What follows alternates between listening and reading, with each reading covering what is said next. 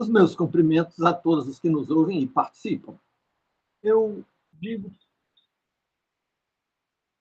eu digo participam porque quem envia mensagem para o canal, seja uma mensagem escrita ou oral, ou compartilha com outras pessoas, ou simplesmente assiste até o fim, faz com que a plataforma que nos divulga faça uma divulgação maior do nosso canal com as nossas mensagens. Bem, hoje nos debruçamos sobre o tema da oração na perspectiva do cristianismo. E nós vínhamos fazendo até aqui escolhas de temas pouco estudados, pouco lembrados. E hoje estamos voltando ao tema oração, que já fizemos um estudo há algum tempo atrás sobre esse tema. E estamos voltando, apesar de ser um tema muito lembrado, se prega muito sobre isso. Mas a repetição faz parte de qualquer estudo e sempre há alguma coisa que nós podemos ressaltar que não havia sido ainda destacada em comentários anteriores. Ou podemos fazer o mesmo comentário com alguma angulação diferente, algum aspecto. Né? Então, preliminarmente, no texto que nós fizemos para dar um roteiro para o estudo de hoje, nós fizemos algumas considerações preliminares, lembrando que oração é um processo de comunicação com o próprio Deus. Ora, quando nós nos dirigimos a uma autoridade civil, a um juiz, a um governador, nós o fazemos com respeito e o fazemos com seriedade. Então, oração não é brincadeira. Mas a reverência que a oração exige não se confunde com formalidade. Nós podemos orar de forma livre. Não temos que usar palavras, fazendo a comparação com a autoridade civil. A gente pode ter que chamar um juiz de excelência, ou chamar outra autoridade de Vossa Senhoria, mas nós devemos nos dirigir a Deus com reverência, mas não temos necessariamente que usar palavras estabelecidas para isso, nem formas de rito. Nós podemos orar de joelhos, podemos orar de pé, podemos orar sentados, podemos orar deitados. Muitas pessoas oram de joelho em determinadas ocasiões, quando é oportuno, não se faz isso a toda hora, em todo lugar, mas a posição de joelho apenas expressa uma reverência maior. Mas não necessariamente tem que ser assim. Também não tem uma hora específica para isso. Porque alguns profetas do Antigo Testamento oravam 3 vezes ao dia, em horários definidos. Você pode estabelecer uma rotina, nós podemos estabelecer uma rotina de oração definindo horários, mas não que exista um horário definido biblicamente. E nós podemos orar a toda hora. E sobre tudo. A orientação bíblica é colocar tudo em oração. É orar e vigiar, é orar sem cessar. Então, feitas essas considerações, o importante é que nós devemos procurar orar, segundo a expressão bíblica, em espírito e em verdade. Bom, então já adiantamos um pouco o parágrafo seguinte do texto aqui, que é sobre a forma livre. Existem algumas formas de comunicação no mundo secular que tem forma definida. Quem faz um requerimento tem que seguir uma forma definida, quem faz um determinado tipo de petição segue uma forma definida, mas oração não tem forma definida, porque oração é um contato pessoal e, sobretudo, a oração exige autenticidade nesse contato pessoal com Deus. E as fórmulas, sejam fórmulas do discurso, sejam fórmulas de procedimentos, de práticas, de condutas, que é próprio dos ritos, essas formas podem substituir o sentimento que a Bíblia fala, descreve como orar em espírito e em verdade. Então, o importante é que a oração seja autêntica, seja em espírito e em verdade. Mas os ritos são usados em todos os procedimentos confessionais, inclusive o cristianismo tem seus ritos, o batismo é um rito, a ceia do Senhor é um rito, mas não é só rito, né?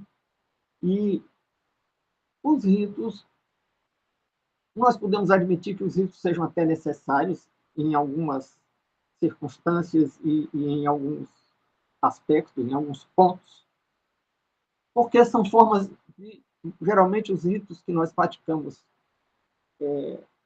durante as liturgias são ritos de afirmação, porque existem diferentes ritos. Em antropologia cultural se fala em rito de afirmação. Digamos, a cerimônia de casamento, a cerimônia de posse num cargo, a cerimônia de declaração, de formatura, de graduação, de bacharel, de mestre, de doutor, são ritos de afirmação. O jovem termina um bacharelado, inseguro, não tem muita segurança do que vai fazer na profissão, e aí as instituições fazem um rito dizendo que ele agora tem conhecimento, está preparado e tem aptidão para convencê-lo disso. Para convencer tanto o graduando, o mestrando, o doutorando, como para convencer a sociedade. Olha, nós estamos entregando para você, sociedade, um profissional que tem aptidão. Né? Então, são ritos de afirmação. Nesse sentido, o batismo tem um lado, sob um certo aspecto, ele é um rito de afirmação, de adesão ao cristianismo e, dependendo do entendimento, ele pode ser compreendido no batismo por imersão como a morte e o sepultamento do homem velho, com a imersão representando o nascimento da nova criatura. Ou, para aquele entendimento de que o batismo é apenas uma lavagem, então, representaria apenas, o papel da água seria apenas de lavar algumas características do antigo homem, do velho homem. Né? Então, é um rito de afirmação. Mas a oração não deve ser, ou não deve ser essencialmente ou principalmente, se alguém acha que pode ser também um rito de afirmação, mas a verdade é que é uma relação pessoal, e as relações pessoais se tornam meio esvaziadas ou inautênticas quando elas se transformam em ritos. Acho que, digamos, o convívio dos cônjuges num casamento não se enriquece tanto se a relação for marcada por rito. As relações familiares em geral, não só dos cônjuges, entre pais e filhos ou entre irmãos, elas tendem a uma informalidade que torna mais autêntica a relação. Então, a reverência não exclui a informalidade, a forma livre. Então, nós temos lá em Gênesis, no capítulo 3 de Gênesis, de 6 a 7, a promessa messiânica, uma alusão a uma circunstância que é a base do cristianismo. Eu sempre volto ao Gênesis, eu não consigo falar do Evangelho, falar do cristianismo sem voltar ao Gênesis, porque o Evangelho é uma boa notícia. A palavra Evangelho é uma boa notícia para quem? Para quem em algum momento se separou do Criador. E o Evangelho é uma reconciliação, uma proposta de reconciliação da criatura com o Criador. Por isso é que é a boa notícia. Então, para entendermos essa reconciliação e essa boa notícia, precisamos voltar ao momento da separação. Por isso é que, no texto, para aqueles a quem eu tenho endereço eletrônico e pude mandar, nós lemos: quando a mulher viu que a árvore era boa para o alimento, atraente aos olhos e desejável para dela se obter sabedoria, todo o seu fruto, tomou o seu fruto e o comeu. Também o deu ao seu marido. Aqui, a palavra tomou, a minha digitação, faltou o U do final. Né? Tomou o seu fruto e o comeu. também o deu ao seu marido, que estava com ela, e ele o comeu. Então os olhos dos dois se abriram e perceberam que estavam nus. Por isso, entrelaçaram folhas de figueira e fizeram algo para cobrir-se. Fica claramente descrito aí o momento da separação entre criatura e criador. Né? Porque quando vemos no versículo 6, quando a mulher viu que a árvore era boa para alimento, atraente aos olhos e desejável para dela se obter sabedoria. Então, o que nos separou do Criador? Foi o desejo de definir por nós mesmos o que é o bem e o mal. Que é a sabedoria que a mulher viu e achou atraente, achou saborosa. Né? E tomou o fruto e o comeu. Aí, na parte seguinte, temos: também o deu ao seu marido que estava com ela, e ele o comeu. E agora temos: então os olhos dos dois se abriram. Ou seja, eles passaram a chamar-se o juízo moral. Passaram a discernir, segundo o seu próprio entendimento, o que era o bem e o mal, o que era o certo e o errado. Né? Então, seus olhos se abriram. A queda, o pecado original, é chamar-se o juízo moral, embora haja outras interpretações muito populares que não fazem o menor sentido. Uma outra interpretação sobre a sexualidade, os olhos não se abrem, não tem nada a ver com isso. Né? Então, os olhos dos dois se abriram e perceberam que estavam nus. Ora, perceberam que estavam nus por quê? Porque passaram a exercer juízo moral, inclusive no campo da autocrítica. Então, perceberam as suas imperfeições. Então, a nudez que eles viram aí é a nudez de quem moralmente se percebe imperfeito. Então, por isso, entrelaçaram folhas de figueira e fizeram algo para cobrir-se. Evidentemente que as folhas de figueira não cobrem a nudez moral. A nudez aí é uma nudez simbólica, a nudez que eles perceberam é a nudez moral, e as folhas de figueira são raciocínios, teorias, discursos, desculpas que nós criamos para justificar as nossas faltas. Então, reverter a queda, estamos falando do cristianismo, que é um processo de reversão da queda. Então, reverter a queda, abandonar o fruto da ciência do bem e do mal, não se harmoniza com a magia ou com a busca de poder no próprio pensamento. Por que eu estou me referindo à magia? Porque há o perigo de que alguém possa confundir oração com magia. Na magia, a pessoa procura condicionar condutas de uma entidade sobrenatural. Procura fazer algum tipo de procedimento, procura amarrar santo. Quando ele amarra santo, pendura santo de cabeça para baixo, ele está fazendo magia. A oração não é um processo de coação de Deus. Não é um processo de manipulação ou domínio sobre Deus, como é a magia. Ou como é o uso de palavras mágicas. As pessoas, de repente, dizem, está queimado. Está queimado é muito parecido com o abracadabra das histórias de mágica, né, de magia. E quando eu digo magia, não estou me referindo aos mágicos de circo ou de teatro.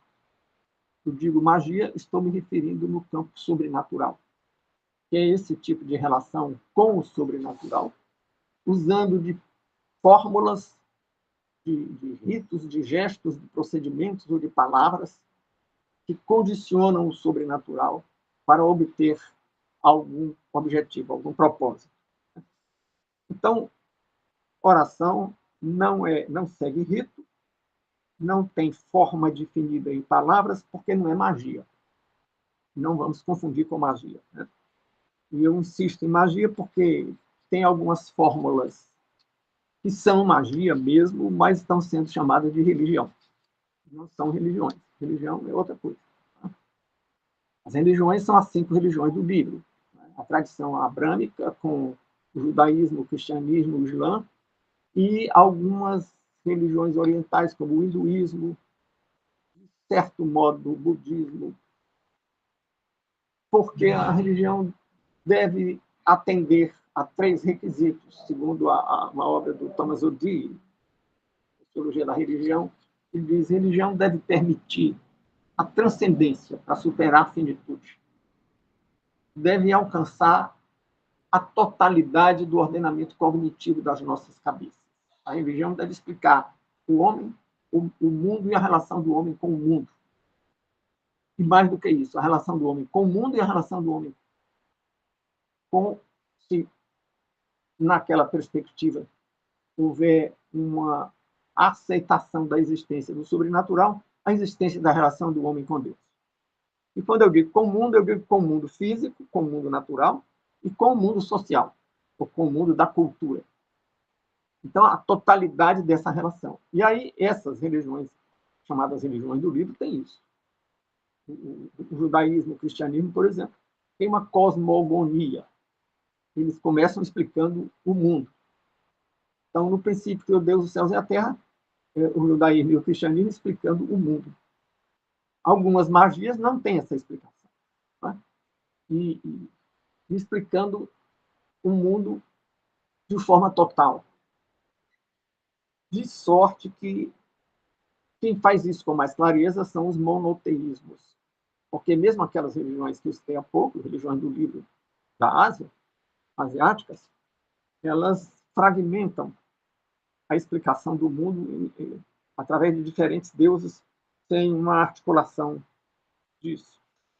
Mas, além da transcendência, nos permitindo ir além da nossa finitude e da totalidade, para ser religião,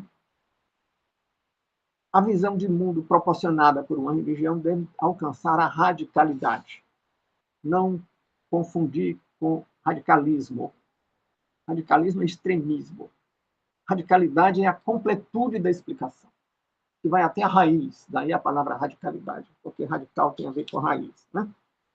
Então, tem as magias que são muito difundidas e que não têm totalidade, não têm radicalidade e, portanto, não são religião, até porque, ainda que tivesse o que vem a ter essas 3 coisas, precisaria também ter uma relação de reconhecimento da soberania da divindade ou das divindades no politeísmo.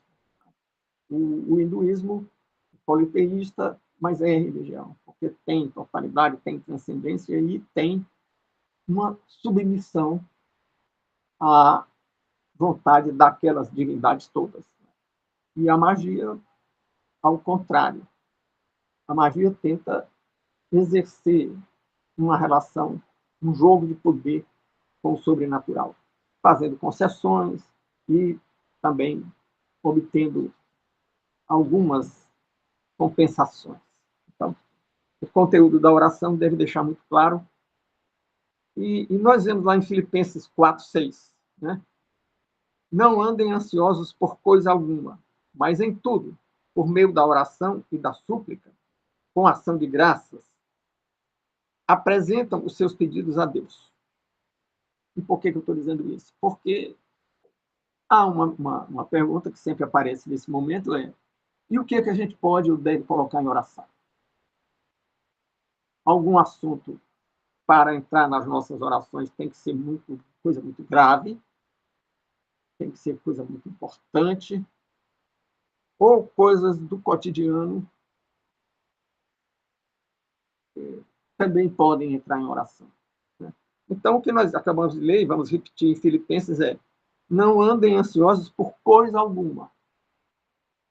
Então, não tem aqui uma restrição de uma pauta cuja ansiedade, em relação a estas pautas, nos permita colocá-las em oração. Mas em tudo, por meio da oração e da súplica, com ação de graças, apresentem seus pedidos a Deus. O que aparece aí como uma certa condicionante é que se não exclusivamente, mas prioritariamente, devemos colocar em oração aquilo que nos causa alguma ansiedade, que nos deixa ansiosos. E por quê? Porque é evidente que Deus me deu condição de tomar um gole d'água sem precisar orar para isso, né? E, e eu posso até precisar orar para tomar um gole d'água um dia, se eu tiver um problema de deglutição, se eu tiver um problema na motilidade dos braços, das mãos. Bom, mas não temos limites para os temas ou fins a serem apresentados em oração, com uma ressalva lógica.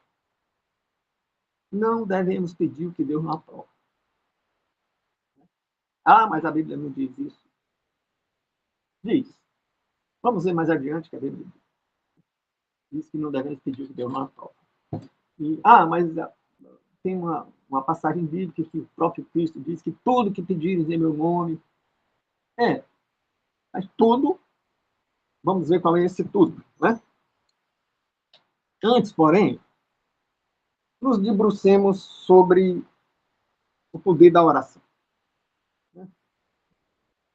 E aí, a expressão poder da oração pode causar alguma inquietação, porque estávamos dizendo que oração não é magia. Quem busca exercer poder, quem busca, vou usar um neologismo que eu não costumo usar, quem busca se empoderar, não tem uma atitude de humildade. Então, a oração não deve ser uma busca de poder. A oração deve ser uma busca de proteção de um poder. Quando nós oramos, nós estamos buscando a proteção de um poder que não é nosso.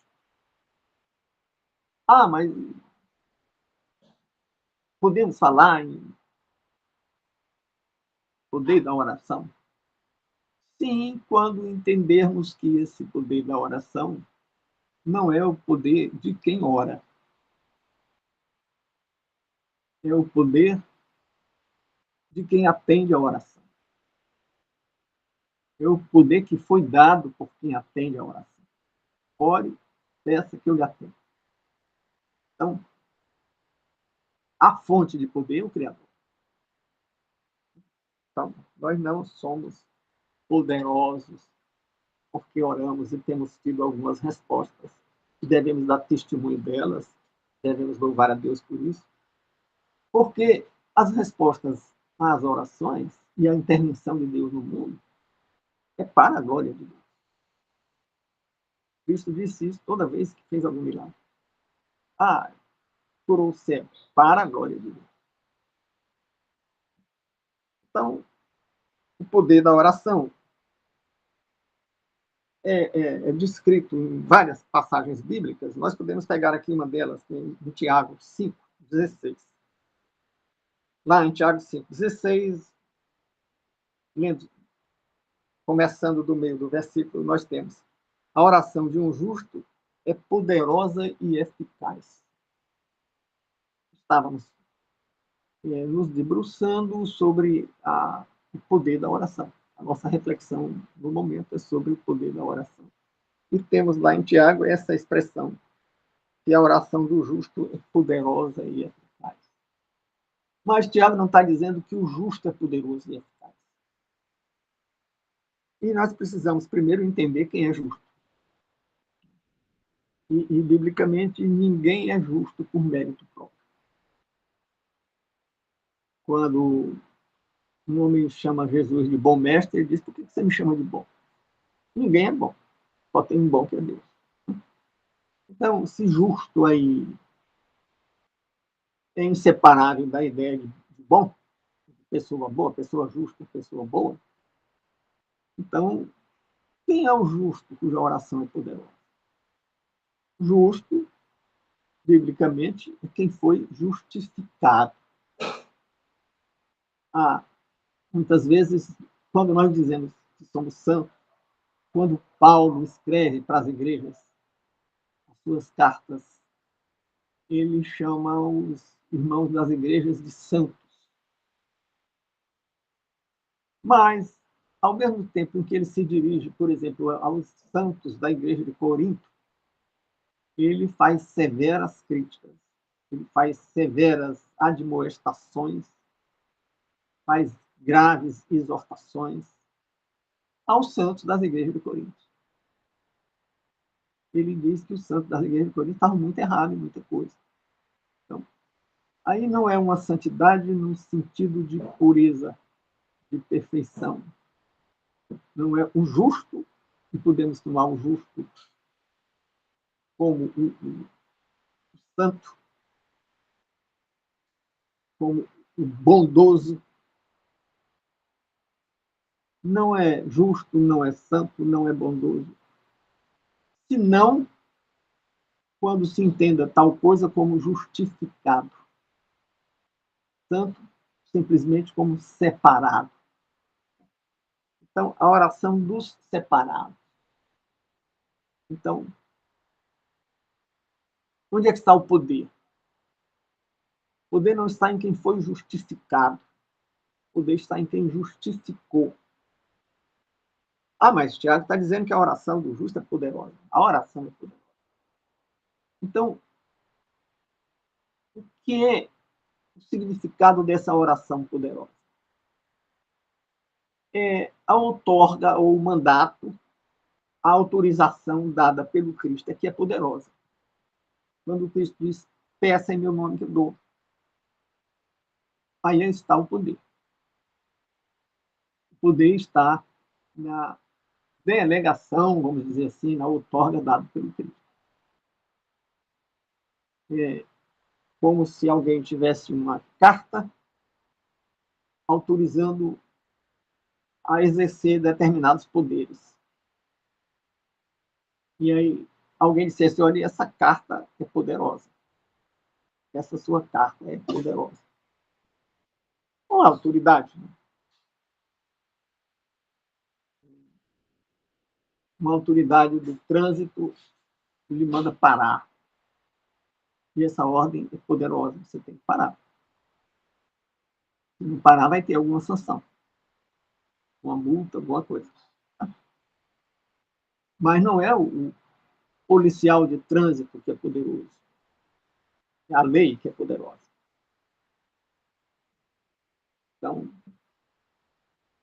a oração do justo é poderosa, diz Tiago. É como a ordem legítima de uma autoridade é poderosa. Então, quando um juiz manda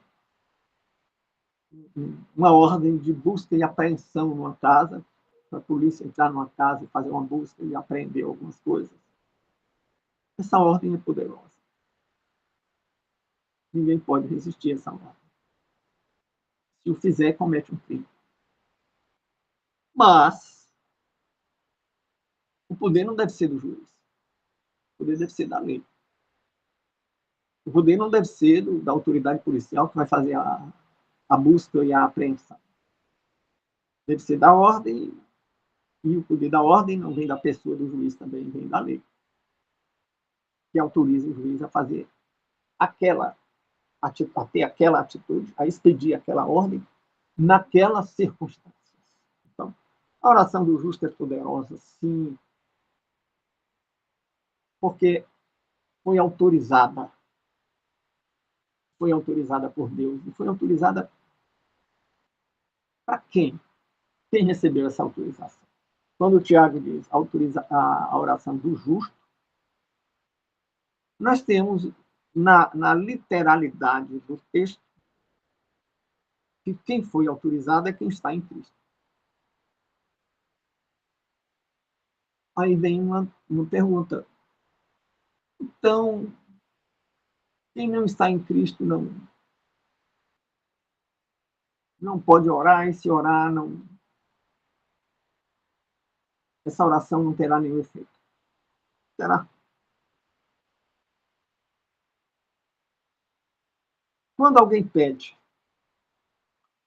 ainda que essa pessoa não tenha feito profissão de fé, não tenha passado por um rito de iniciação como o batismo, não seja membro de alguma igreja local, será que a pessoa, ao pedir, não está reconhecendo a autoridade do Cristo?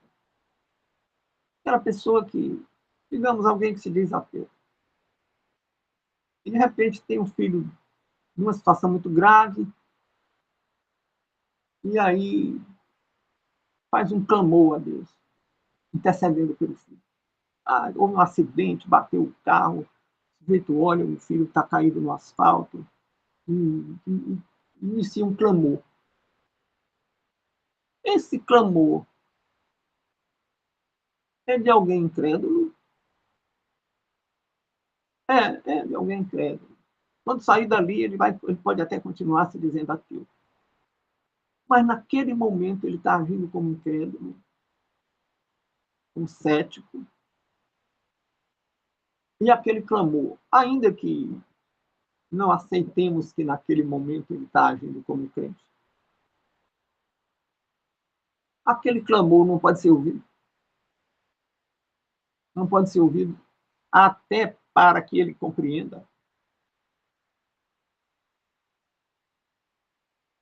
que o Criador do universo é pessoal, embora seja infinito, é uma pessoa e intervém no mundo, não apenas criou o mundo e abandonou, mas intervém no mundo. Certamente, nós não podemos afirmar categoricamente que o justificado, que Tiago chama de justo, não pode ser de jeito nenhum alguém que está no momento que se coloca como justificado, no momento de um clamor, no momento de uma crença e de uma fé, ainda que uma fé vacilante. Tem um livro do Rodrigo Silva que tem um título desafiador. O nome do título é O Ceticismo da Fé, o que é uma contradição nos termos, porque ceticismo é a negação da fé. E, e o título do livro dele é O Ceticismo da Fé, e é um livro muito bom.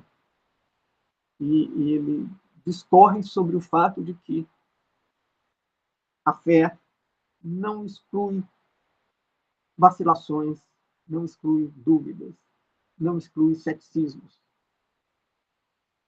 Não existe fé perfeita. Mesmo os apóstolos, se a gente olha para Pedro, um homem de fé, um homem que tinha tanta fé, que desceu do barco para andar sobre as águas. Quem desce de um barco para andar sobre as águas não é um cético, não é um incrédulo. Mas o vento soprou e Pedro começou a afundar.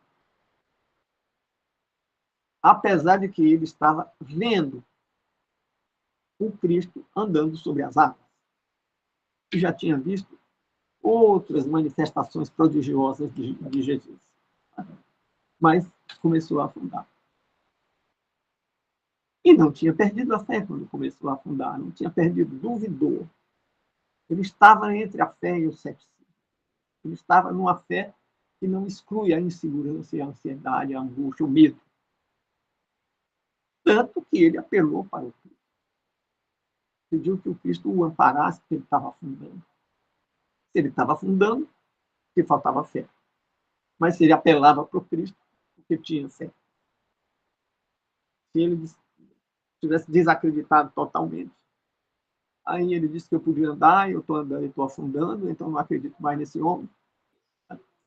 Então, as coisas não são assim tão linearmente separadas e divididas. Né? Bom, feitas essas considerações, nós podemos nos debruçar sobre os conteúdos da oração.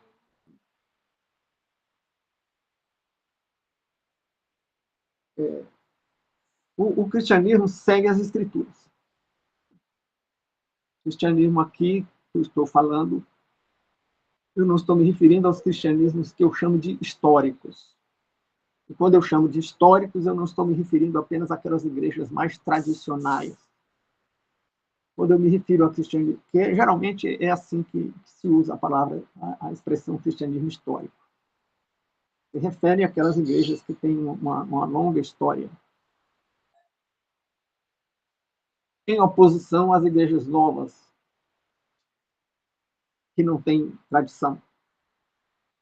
Mas eu me refiro a tanto aquelas que têm tradição, como aquelas que são novas, novos movimentos teológicos. E por que eu uso a expressão nesse sentido? Porque, na verdade, eu uso igreja histórica para distinguir de igreja espiritual,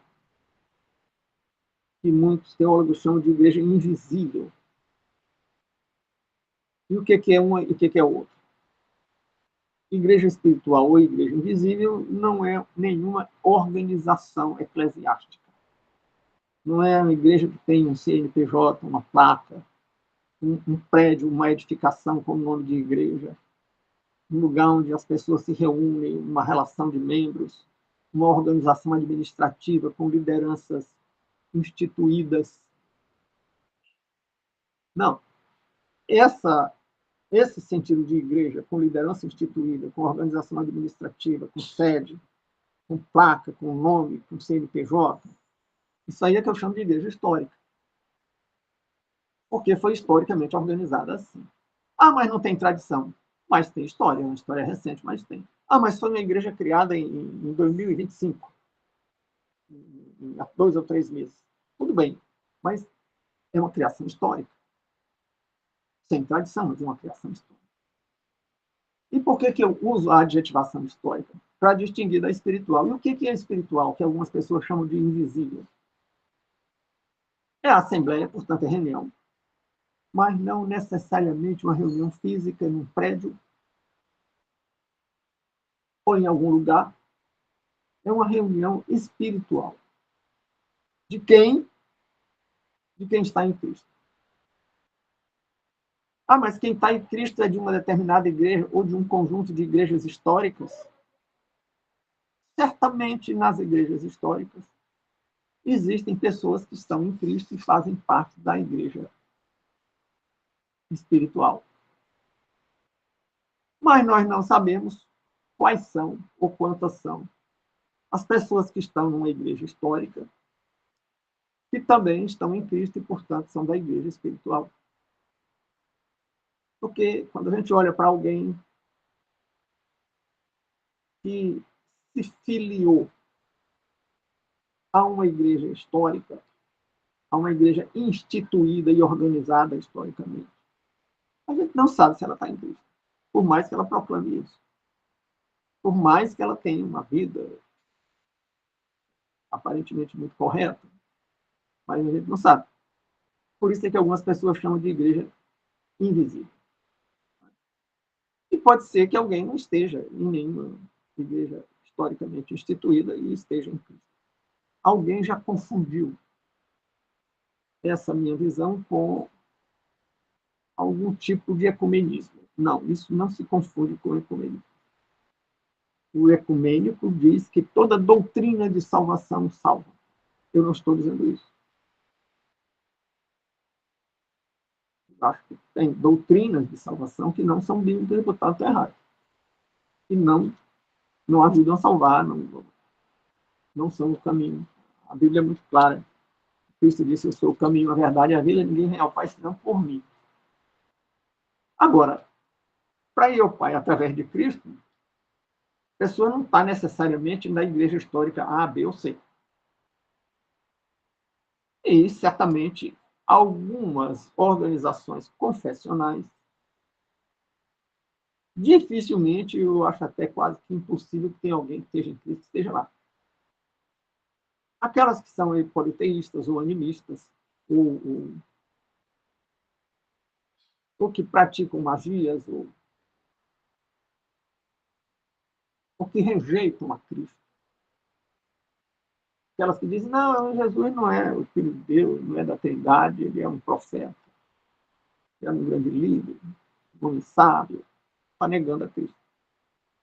E quem vai por esse caminho, certamente, não se beneficia do sacrifício de Cristo, que foi feito para nos substituir. Quem acha que esse sacrifício não nos substitui na condenação, então essa pessoa certamente não está na igreja espiritual. Eu não gosto de usar invisível, não estou dizendo que está errado, porque eu acho que essas pessoas, embora a gente não saiba identificar, elas são visíveis, elas não são identificáveis. Muito bem, então, vimos que a oração é poderosa, mas quem ora não é poderoso. E vemos que a oração é poderosa no sentido de ser um mandato poderoso dado pelo Cristo. Bem, então, sobre o poder da oração, acabamos de ver em Tiago que a oração do justo é poderosa. Vejamos, então, o que João tem a nos dizer. João é um evangelista diferente. Enquanto os três primeiros evangelhos, Mateus, Marcos e Lucas, são, sobretudo, um relato histórico da vida de Jesus e do ministério de Jesus, do nascimento até a morte, João avança um pouco mais. João tem uma cristologia, e começa por uma cristologia. Começa falando sobre quem é Jesus, quem é o Cristo. No princípio era o verbo era Deus, o verbo estava com Deus. Ele começa a definir, o verbo se fez carne, habitou entre nós. E veio para o que eram os seus o rejeitaram. Então tem uma cristologia que Mateus, Marcos e Lucas não avançam nesse sentido. E João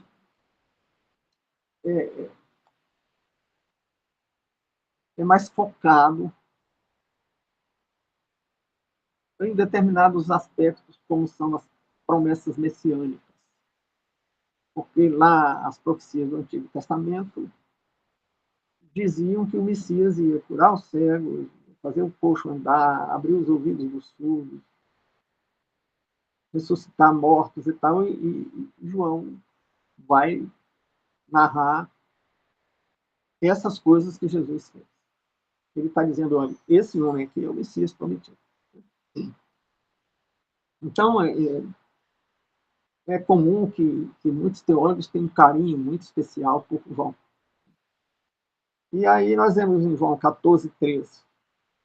E farei o que vocês pedirem em meu nome, para que o Pai seja glorificado no Filho. Olha, farei o que vocês pedirem em meu nome. É uma promessa muito forte. Para que o Pai seja glorificado no Filho. Vamos nos debruçar um pouco sobre isso. Farei o que vocês pedirem é uma promessa de fazer tudo. E é um mandato, é uma procuração que nos torna aptos a cobrar do outorgante o cumprimento da promessa. Então, outorga um mandato, uma autorização.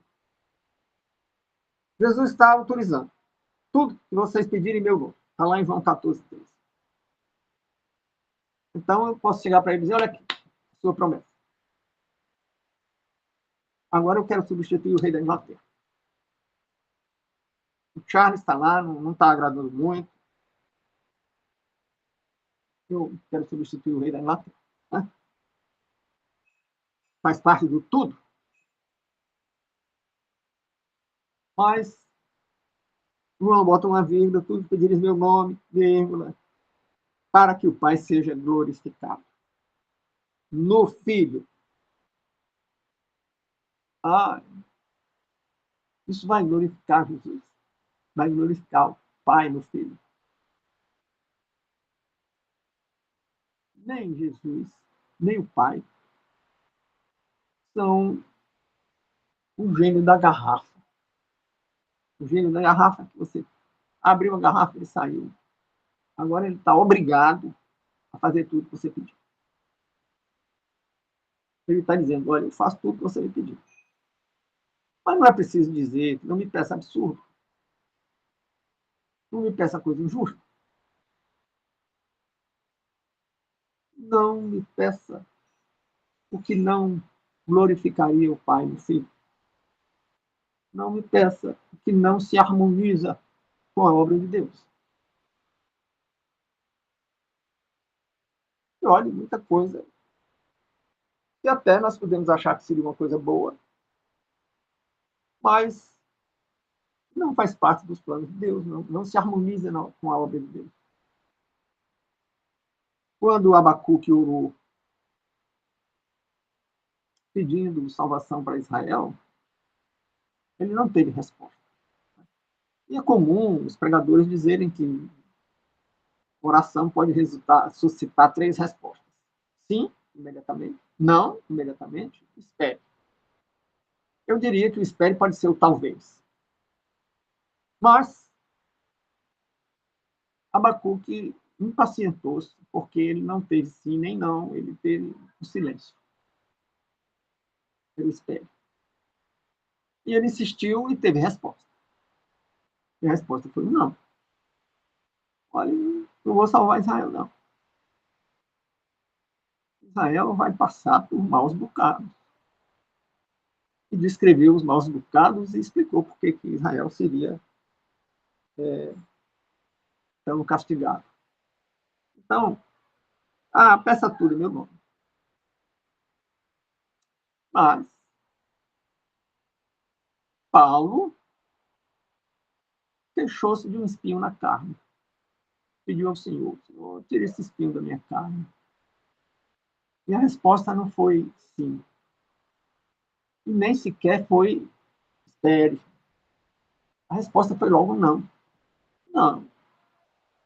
Pode ficar com o seu espinhozinho aí na carne. É para você não se ensoberbecer. Então, peça. Peça tudo em meu nome. E eu farei. Tudo para quê? Como é a segunda parte do versículo de João 14:13. Para que o Pai seja glorificado no Filho. E por que o espinho foi retirado da carne de Paulo? Porque para ele não se ensoberbecer, porque se ele se ensoberbecesse, o Pai não estaria sendo glorificado no Filho. Porque a soberba de Paulo não glorificaria o Pai no Filho. Como a oração de Abacuque não foi aceita. Senhor, tem tanta injustiça em Israel. A coisa está ruim, vai ficar pior. Porque o livramento de Israel agora não fazia parte dos planos de Deus. Veio a promessa. Não se preocupe, não. Israel vai sofrer muito, mas não vai se acabar. Depois eu restauro. Restauro e ainda castigo quem castigar. Quem eu usar como instrumento para castigar Israel. Não porque fosse castigar quem fez o que ele mandou. Né? Mas porque ele mandou alguém fazer uma coisa ruim. Porque era alguém que já merecia ser castigado, já seria castigado. Já que eu vou lhe castigar, aproveite e faça umas maldades ali, que eu quero que aquele povo sofra um pouco, para castigá-los. Então, depois eu lhe castigo. Né? Então, nós temos uma compreensão mais bíblica da promessa, da franquia. Farei o que vocês pedirem em meu nome. Essa aqui é uma tradição em linguagem moderna, né? Que eu peguei aqui, porque eu agora estou usando uma Bíblia da letra bem grande. Eu usava, em textos de estudos anteriores, eu usei outras versões. Bom, então, temos novamente em Tiago um uma passagem muito significativa, né? Porque a fé também condiciona a promessa de que as orações serão atendidas, conforme lemos em Tiago 1,6. Tem promessa, mas tem condições.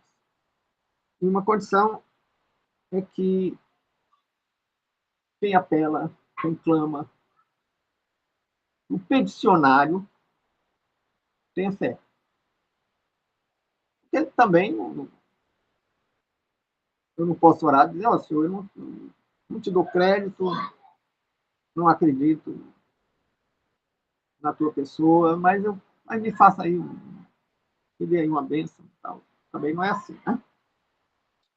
Então peça, porém, com fé, sem duvidar, pois aquele que duvida é semelhante à onda do mar, levada e agitada pelo vento. É notório que quem pede não é poderoso, quem pede é dependente. Então, dependente que precisa se colocar na condição de quem expediu a autorização, de quem expediu a outorga, o mandato. E temos ainda que fazer umas considerações aqui, antes de deixarmos a análise mais detalhada do significado e dos procedimentos de uma oração, que vamos ficar para o próximo domingo, mas vamos hoje lembrar que oração é um privilégio. Não um privilégio no sentido de ser uma vantagem discriminatória, mas um privilégio no sentido de ser uma vantagem que não resulta de um direito. Quando Deus nos dá uma bênção, nos faz uma concessão, ele não está atendendo um direito nosso. Não é que ele faz aquela concessão porque se não fizesse seria injusto. Ele faz porque é misericordioso. E é um privilégio. E é um privilégio porque é uma concessão muito grande, muito importante. Quem tem vivência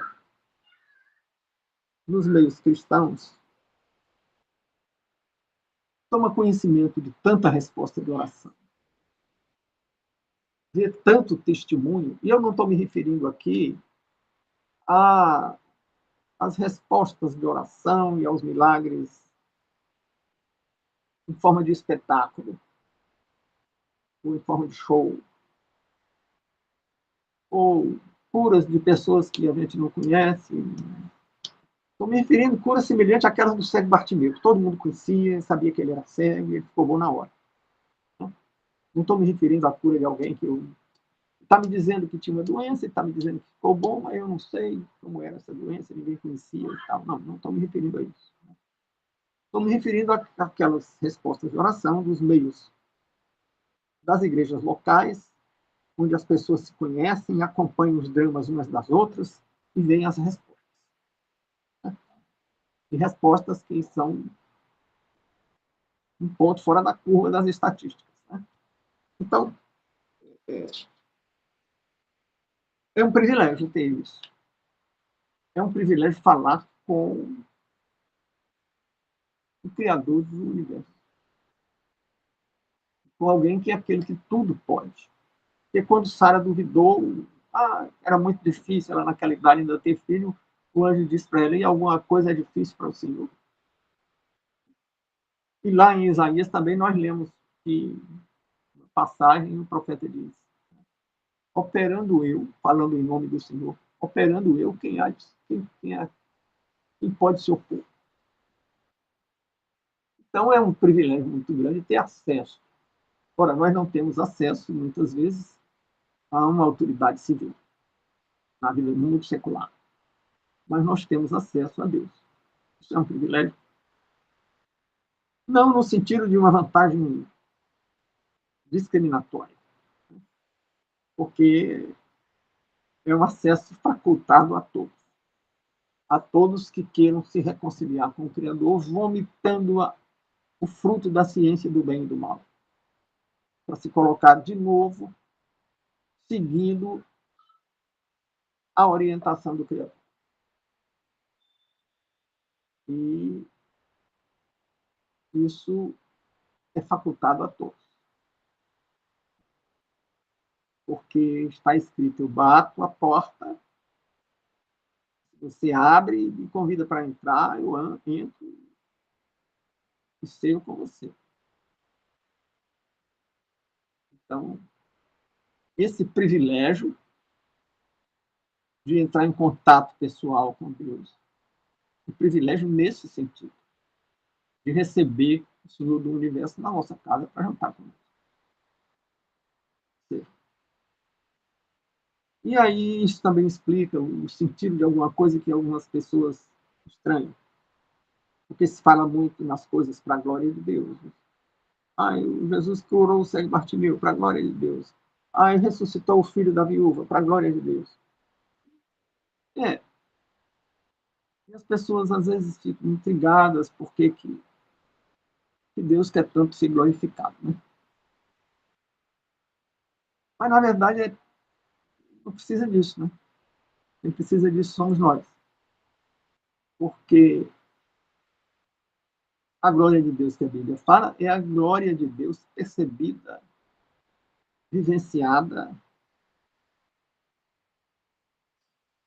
e com a nossa participação. Então, a glória de Deus é bênção para nós. Porque sentir a glória de Deus é uma epifania. E as pessoas que já passaram por essa sensação durante uma oração, de sentir a presença de Deus. E eu até vi uma criança orar e dizer que tinha sentido a presença de Deus. Jesus estava aqui. É uma epifania. E é uma manifestação da glória de Deus. Mas aquilo foi uma bênção para aquela criança. E para os que presenciaram a epifania vivida por aquela criança. Então, glorificar a Deus e buscar a aproximação com Ele. Está escrito: aproximai-vos do Senhor e Ele se aproximará de vós. Glorificar a Deus para ter o privilégio de sentir a presença. Ter uma presença edificante, uma presença que nos aviva. E que é uma espécie de degustação, de antecipação do paraíso. Ora, já estamos com 1 hora mais ou menos, e as pessoas têm seus compromissos. Vamos apenas lembrar que em Mateus 6, de 13 a 9, tem um roteiro dado por Jesus de oração que envolve todos os aspectos pertinentes à oração, num pequeno resumo. E vamos analisar esse pequeno resumo desse pequeno roteiro, que é conhecido como Pai Nosso, que dizem que é o discurso mais repetido no mundo. E vamos procurar entendê-lo analisando diversos pontos que eu coloquei no texto aí, separado por letras de A a J. Vamos analisar cada um desses pontos no próximo domingo. Já convidamos para que os que se fizeram presente hoje se façam presentes também no próximo domingo. Agradecendo a presença e voltando a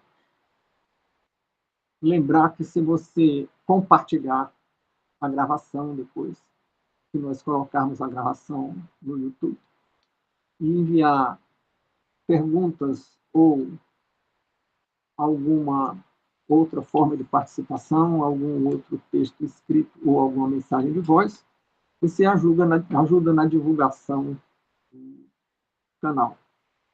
Muito obrigado e vamos encerrar agora a gravação para termos uma conversa mais informal, sem gravação, para que as pessoas fiquem mais à vontade para se manifestar. Muito obrigado. Continuaremos, então, para os que ficarem, e até domingo para os que não estão presentes agora.